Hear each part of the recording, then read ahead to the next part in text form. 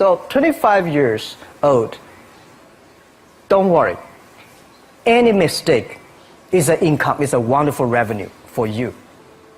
So I told myself and told my young people, before 20 years old, be a good student. When you do entrepreneur, just learn some experience. Before 30 years old, follow somebody. Go to a small company. Normally in a big company, it is good to learn processing. You are a part of a big machine. But when you go to a small company, you learn the passion, you learn the dreams. You learn how to do a lot of things at one time. So before 30 years old, it's not which company you go, it's which boss you follow. It's very important. A good boss teaches you differently. And from 30 to 40 years old, you have to think very clearly, you're working for yourself if you really want to be an entrepreneur. When you're 40 to 50 years old, you have to do all the things that you are good at. Don't try to jump into the new area. It's too late. You may be successful, but the rate of dying is too big.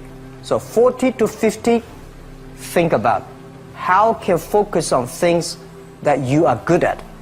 But when you are 50 to 60 years old, work for the young people. Because young people can do better than you. So rely on them, invest on them, making sure they're good. So when you are over 60 years old, spend time for yourself. On the beach, sunshine, right? It's too late for you to change normally. But this is my advice to the young people. 25 years old, make enough mistakes. Don't worry. You fall, you stand up. You fall, you stand up. Enjoy it. 25 years old, enjoy the show, enjoy the show. I did not have a rich father. Tried 3 times for university, all failed. I applied for Harvard for 10 times, all failed. They don't even want to see me. For the last time, I went to the Teachers College, which was considered the 3rd or 4th class of my city. So I applied jobs for 30 times, got rejected. It was so difficult at that time. I was so frustrated because I taught in the university. My pay was $10 a month. Because I could not find a good job in 1994, discussed that I'm going to do something called internet. And 23 of them against it. They said, this is a stupid idea. We have never heard about internet. And you know nothing about computer. And I never thought I was smart. Nobody believed that I could be successful. Because everybody say, well, this guy think differently, think crazily. They think about something that never work. I tried to borrow $3,000 from the banks. It took me 3 months, but I still cannot get it. We talked to over 30 or 40 venture capitalists. Everybody said, no, forget it. A lot of people said Alibaba is a terrible model. As I said, I believe it. I think this thing could be big. I never thought it would be that big like today. But I believe that something is waiting for me there. And I have to work hard to prove myself. That was the tough experience. So we gathered $50,000 from 18 founders.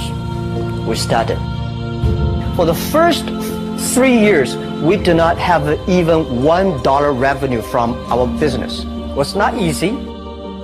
Why it keeps going ahead, going forward? Because I received lots of email of thanks from the customer. They say, this is such a great thing. We cannot pay you, but this thing helped us.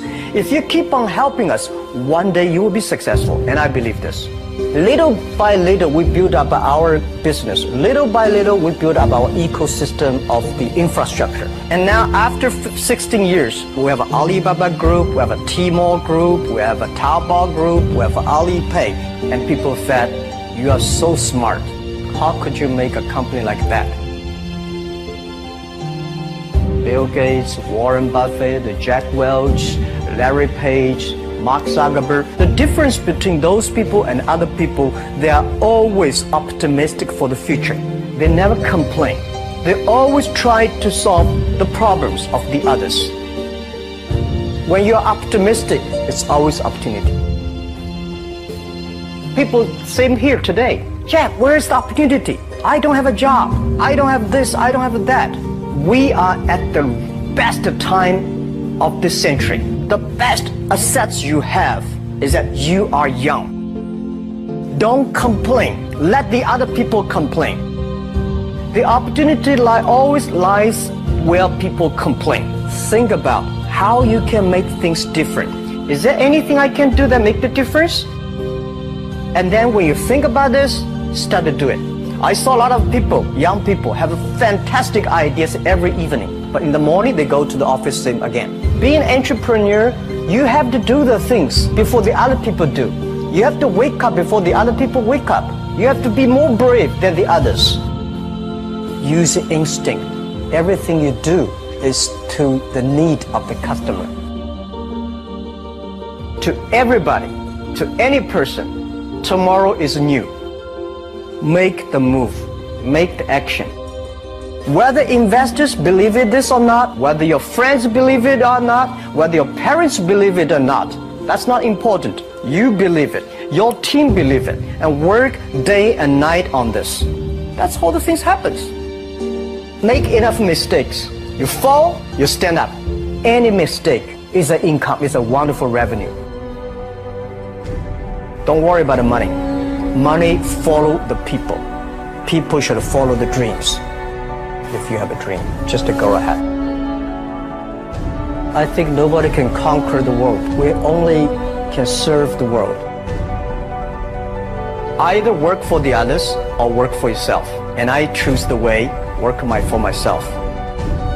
Working for myself, that means working for the society. If you really want to work for yourself, think about the others. Because only when the other people are successful, when the other people are happy, you will be successful, you will be happy. I think today people worry a lot about the world, about the economy, China, economy in the world. But I'm very optimistic. When people start to worry, that is the opportunity is. I worry about the blood testing, and she created good things. And I think great innovations, great companies always happen in the tough times. Life's like the music. You have up, you have a down, you have a long, you have a short notes. And I like the American movie. Life is like a box of chocolate. You never know what you're going to get, right?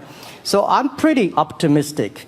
The opportunity in the future for equality is huge, because in the last century, the IT is for big companies. The globalization is for big companies. But now with the technology, we can serve those 80% of the companies that never been served. We can serve the 80% of the young people that have never been served. Technology for internet is so cheap, so easy to use. One of the reasons why we grow in China e-commerce so fast, much faster than the USA, because our infrastructure of commerce in China was too bad. When it is too bad, something happens and goes. Today we are working on the rural areas of China. I can never imagine that China, about 800 million people still live in the rural areas, are farmers. And there are about close to 200 million people. Their income is less than $1 per day. And before the internet, it's impossible for these guys to reach the PC because it's so difficult. Even people like me, I don't know how to use a PC. But now 80% of the farmers, those people using mobile phones. When I have the mobile phones, the internet, the data, things change a lot. So I'm excited about the future. People always worry. I love the young kids sitting there and talking about the dream, the hopes, because if they have the hope, we have the hope. That's what I believe. And let's just take what you do. And I've loved every description I've ever heard about how you serve people, and your story about the bamboo farmers and your wife and her friends. It was fabulous. But where's this going? What are you going to do? What are your plans to maximize the use that people in remote rural areas of China can make of their cell phones besides ordering your products? How are you going to get it? Are you going to get them in the banking system through cell phones? How? Well, we never know that we can grow so fast. In the past 5 months, we covered 4,500 villages. And these people, normally they use in very traditional way. It took them like we went to a rural area. It took the farmers 2 hours to work to the downtown in the middle of the town and buy things. But today, because the mobile phone, and we can deliver things to their home, to their village within 72 hours. I remember last week I read a very interesting news. This is amazing. There is a girl, she told me a story. She said her grandfather, 92 years old birthday. And for his life, he always wanted to try one Western style food. But he lived in the rural areas. There's no such restaurant food. So she said, I tried on the internet, book a restaurant dinner for Western food, delivered to that village. And they finally immediately find one restaurant. There are 3 guys. They took like a 3 days bus from Shanghai to that village, made an Italian spaghetti and beef for them for this 92 years old birthday. And whole village was excited. Everybody said, wow, we can order food, Western style food. So buying almost everything. And also we're helping, there are a lot of farmers, they plant a lot of apples, great apples. But 90% of the apples rotted because there's nobody buy them. They normally buy by track. If you sell the apples, they sell whole track. And using the traditional way, they can sell by whole basket of the apples. But now, because of the internet, they sell by one. Each apple they sell $1. Or 1 RMB or 2 RMB for each. So the farmers see using internet, they can buy and sell using the mobile phone. That changed their lives. And I think it's exciting. And people need examples when they see, my neighbor made money through online to selling things. My neighbor buy much interesting things online. People start to learn. And more people start to buy the mobile phones. We cannot make all the mobile factories to sell phones to them. Only they know the mobile phone really works, helping change their lives, they start to buy the mobile phones. Just one more question. Do you think this will make the current problems like the current problem in China less likely? That is, if we'll have more market information and the market will drive where the investment goes instead of the government trying to make judgments about, I better build another housing development or office development here, there, yonder, and you wound up with a bubble. If it comes from the bottom up, is it more likely that fewer bad things will happen? Yeah, I think the last week I was in Seattle discussing about the China economy. I think you American people worry too much about the China economy. Well, you see, every time when you start to worry about China goes better. Every time you think China is in problem, we'll get better. But when you have to say, you have a high expectation of China always a problem. Like parents have the expectation of the kids, are the same. But there's a big difference between American consumption because people say, the economy is bad, so China consumption will be good low. No, totally different. You Americans love to spend tomorrow's money. And the other people's money, maybe. Or maybe the children's money. We Chinese love to save money. We are probably the largest country, the safe deposit in the whole world because we've been poor for so many years. When we make money, we put in the banks because someday we know the disaster is coming, so we can spend the money. So when the economy is bad, we still have the money to spend. You guys probably don't. You worry. And the second thing is that China been focusing on developing for the past 30 years. China government so strong on investment, so strong on exporting, but they are too weak on the domestic consumptions. Domestic consumption is not driven by government, it's driven by entrepreneurship, driven by the market, not the government. So in the past 20 years, government is so strong. Now they're getting weak. It's our opportunity. It's our showtime. to see the market economy, entrepreneurship, how we can develop the real consumption. I think if the China developed the great consumption, we have a 300 million middle class. In next 15 to 20 years, we're going to have 500 million middle class. We need to import a lot. So when we start to import, that's a great. It's going. I worry a lot when we export. When we export, we got a terrible sky, we have a terrible water, we have a terrible environment. When we start to import, we got to be better. So that's all the great opportunity, guys. Be happy about that. I'm serious. I agree with that. I'm serious. Yeah. Worry about yourself. Don't worry about the others. The reason some of us worry about China is we depend on you to buy our debt. However, I tried to be more Chinese when I was president. I saved a lot of money. So good. Good. But I just wanted you to say that because I really believe that. I mean, I think you're absolutely right. The trend toward greater internal consumption is, I think, will remain unbroken in spite of whatever the difficulties are in the next few months. I think it's important not to overreact. You can't break the trend.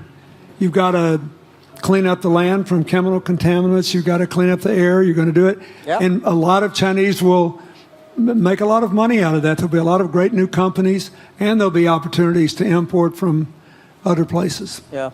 So can you discuss your theory of what you're doing and other things in terms of whether it advances equal opportunity and social solidarity? Tell them what you think is going to happen.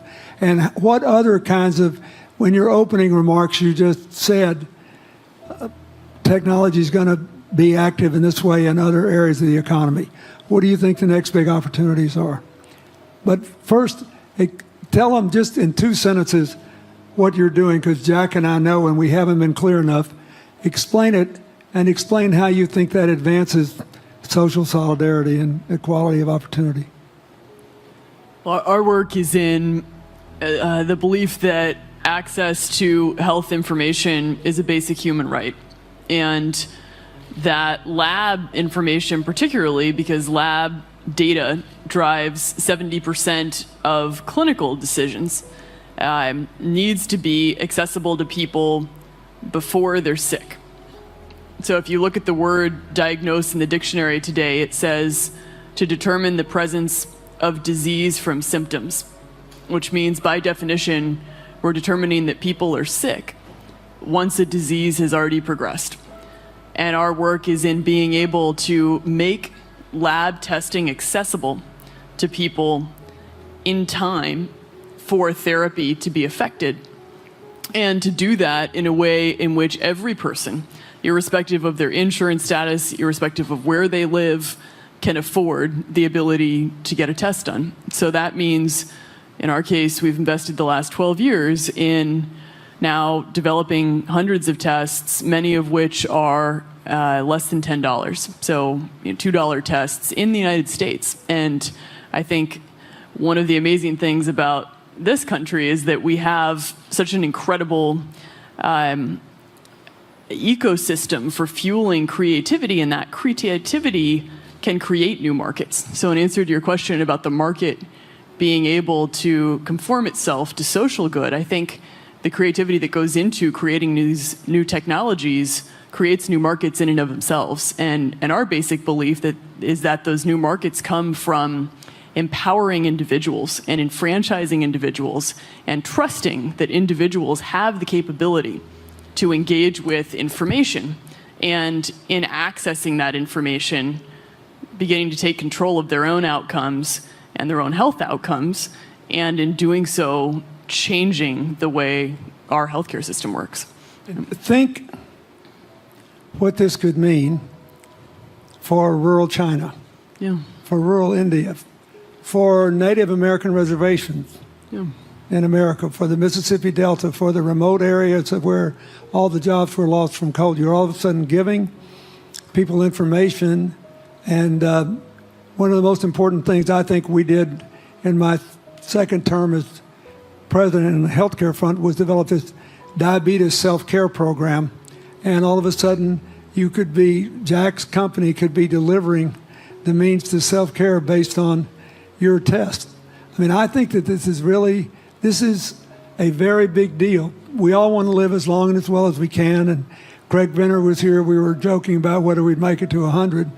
But in the meanwhile, you want to keep people healthy. And if they're sick, you want to intervene early, not late. Yeah. Well, and if you look at, the ability to engage with this information, we have a $4 trillion healthcare problem in this country. 20% of it is type 2 diabetes, which is reversible. And we have 90 million Americans who do not know they are pre-diabetic. But access to information and the ability to engage with that information is the foundation for being able to change those outcomes and cost, right? One more fact, and then I want to call on Jack. You founded this company 12 years ago, right? Yeah. Tell them how old you were. I was 19. Yeah. So, don't worry about the future. We're in good hands. So, I was thinking about 19, where I am. 19, I've not passed the examination for university yet. I failed 3 times, but I think it worked out. I'm not good at schooling. Well, yeah, that's why I give confidence to a lot of young people in China. If Jack Ma can be successful, 80% of the people can be successful. People like her, we're jealous. Well, equality, I would like to make a little bit technology helping, because yesterday I was joining the UN Women Conference about gender equality. And I think the first technology revolution happened 200 years ago in the UK, released the human body, the arm, stronger. The second technology revolution in the USA for energy, you can last long. But this technology revolution release the brain. So this century is not a competition who is stronger, whose muscle is stronger. It's who is smarter, who is soft, who can listen. It's the challenge of wisdom. So man and woman are equal. On the internet, you can never see he's a woman or a man. And on the internet, women can serve much better than men on the internet. And a man talking about a business, talking about numbers, competition, they make business very cold. Women, they make business very cozy, lifestyle, and interesting. 50%, more than 50% of our shop owners, more than 5 million shop owners are women. And people love that. I mean, this is a great thing. I see that this century, we see more and more women leaders, on the state leaders, the presidents. In the future, we're going to General Secretary of the United Nations should be a woman leader. And this is the great century for equality. And I feel excited about that. Let me ask you, we're almost out of time, but one of the things that we haven't talked enough about here, and not just here, but generally, is whether the leapfrogging we saw with cell phones, which was instrumental in your phenomenal business success and which will make it possible for you at the appropriate time to do what you've done on a global scale, hitherto unimaginable in all of human history for anybody to have any of their own health data.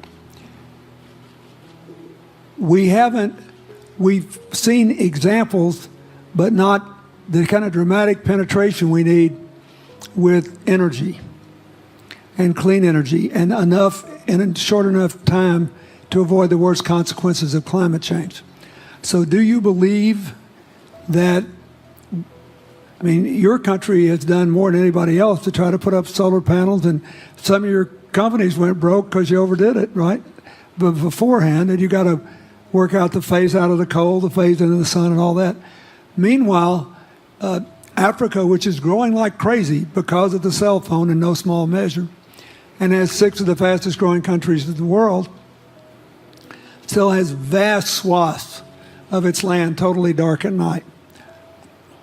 Do you believe that it's possible for us to scale up with distributed solar power rather than centralized as quick as we did with the cell phone? And if so, and if that were your business, if you had to quit what you're doing today and start there, how would you do it? And how would you do it? Lady first, I know that. I'm such a huge believer in technology, and I think especially right now, we're at an incredible time in terms of new technology and the ability to apply technology in a scalable way towards solving some of these problems. So I would look at it in the context of some of the renewable solutions that we already have, and in the context of empowering, connecting individuals with access to those solutions, and in the context of creating markets around them. I think that there's real opportunity to actually create an ecosystem in which people can financially benefit from these solutions, and I think that's going to drive an adoption. I think in developing economies, there's a revenue stream associated with that, and the more we can turn even already some of the technologies that we have into markets, the more that we can fuel, I believe, local growth and individual engagement in beginning to adopt some of these solutions. Just related to that, Jack, you answer it, and then I'll ask you one final question. Yeah, I am a strong believer that technology can make world much better, because people say China economy is getting slower. I'm happy about the 7%, even 5%. Even 5% of the GDP of the number of China, of the second largest economy, is big enough. But you don't expect China keep on growing 11%. Because like one human body, when you are 1.8 meters tall, you cannot keep on like a 10% grow every year. You have to grow the quality, your mind, the wisdom. So I think China needs new technology to solve these problems, and which today the data, the clean technology, all these things that China is supposed to do, if we keep on the tradition, the old ways, we'll go nowhere. This is why I feel excited, because people ask me, what is your dream now? Because I never thought I would be today. I can sit here talking to president. I'm like a guy, on the street, and like failed 3 times for university, 5 times for high key schools. I applied for 10 times in Harvard school, all rejected. I never thought, because of the technology, because the internet give me this opportunity. So I'm think when I retire, I don't want the Chinese people have a terrible water to drink, unsafe for food, and the money we make all spent in the hospital. That's disaster. So how we can using the technology to enable young people, the great chance of this world, don't worry about it. We got 1.4 billion people who were born in 1980s. They are the people of the internet times. They are going to have new ways to solve the world problems. The things you are worried about today, they can solve it. And human beings have these kind of worries for centuries. And young people can always solve it. And today, when you have a right direction, clean energy, the climate change, all these issues, they will be solved, and these are the great opportunities ahead of us. Anything else? I agree with that. I think the more we can enfranchise people, the more we can create ecosystems in which individuals are empowered, the more we give rights to individuals to be able to build businesses, to be able to pursue the economic benefit of technologies, the more you see these markets change. Before they leave the stage, I want you to look at them. And I want you to think about the time we have had to spend here dealing with the refugee problems in Syria and Lebanon. Stand up, Elias. This is my friend Elias Bousab. He is the education minister in Lebanon. He's got to educate all these kids. And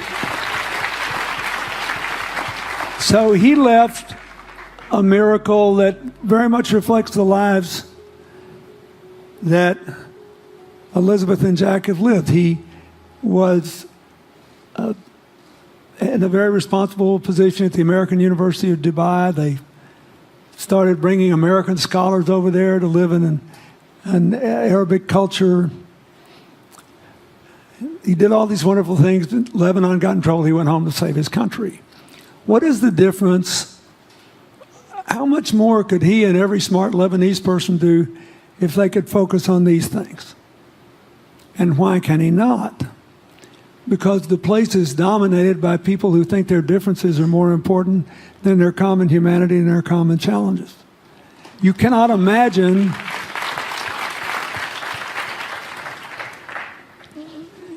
Jack Ma's proud of being Chinese. I like that. He never hid it. He's happy about it. I'm proud to be a global citizen. Too. Yeah. Yeah. And I imagine Elizabeth's proud to be a blonde-haired, blue-eyed American techno whiz from Northern California. Yes. But they don't, not a word either one of them has said has defined the meaning of their lives or the direction of their work with negative reference to someone else. My friend Dikembe Mutombo, stand up. No, you don't have to stand up. It'll hurt you too much. You're an old man. My 7'2" tall friend was just inducted into the National Basketball Association Hall of Fame. And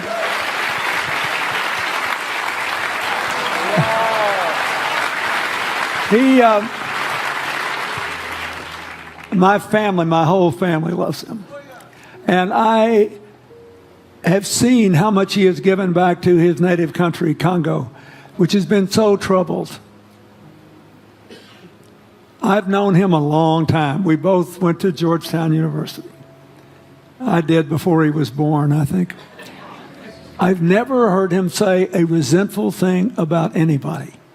I have seen him give and give and give and try to give the people in his native land opportunities. Why am I telling you this? He's had a good life because he never defined his life with negative reference to anybody else. He never begrudged anybody else's success, and he thought he had an obligation to help other people. I'm telling you, we are back in a time of collective global insecurity where the main struggle is the oldest one in human history, just in modern techno realities. I mean, if you were trying to build the Middle East, you would think about our permanent sponsor here, the ambassador from Oman, who her government tried to help head off a calamitous war in the Middle East over the nuclear issue in Iran. We all pray to God that it'll work out all right. And the lead she made. You look around all these places, wherever people are putting aside their differences and working together, good things are happening. We cannot achieve economic or social equality without living in the factual realities of the world we face, looking at the obstacles, looking at the opportunities, making the best decisions. And those of us who even feel good about ourselves because we think we spend a lot of time giving, our whole goal should be to work ourselves out of a job. One of the things that Bill and Tanny Austin are sitting there with Starkey, they started giving away hearing aids, and then they decided, well, we better teach these young people how to speak. If they get the gift of hearing, they'll have to learn that. So they got into the education business. Sonny Varkey got into the education business and decided somebody ought to do something really dramatic to remind people that the only people that really matter are the teachers.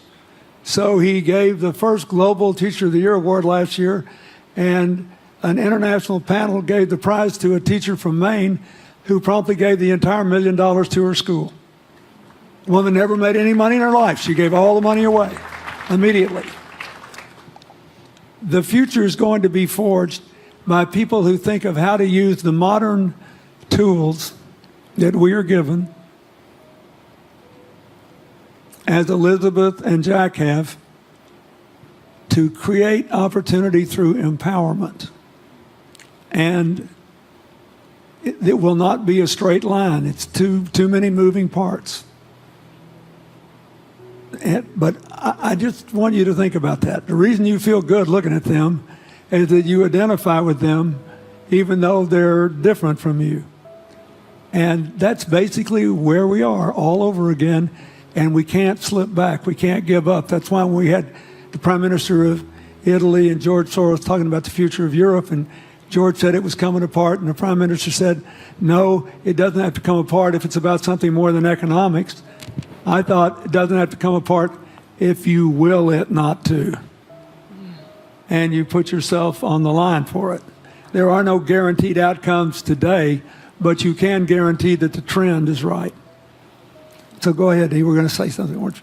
Yeah, I just wanted to add, I mean, as we're talking about the future and from my own experience and looking at all the faces here, I think a huge part of the answer to your question is also to raise our little girls with the stereotype that they can be the best in engineering and science and math, because when they do in all of these industries, it changes everything. And we need to do that in this country, and we need to do that as parents in other countries. You know? Yeah, I was thinking about if what you say. I think about when you talk about problems, you normally, it's like a politician. When you talk about opportunities, that the business people. I was thinking about how we can using all the problems that change the problem become the opportunity. And I don't know. I just feel excited when people talk about problems. I think think about if you can solve one of them, that's the chance. And today, nobody live in this century has so many opportunities and so many tools they can use to change other people's life. And I think in the last century, which I call the IT time, this century is called the DT time, data technology. IT is to empower yourself, make yourself strong.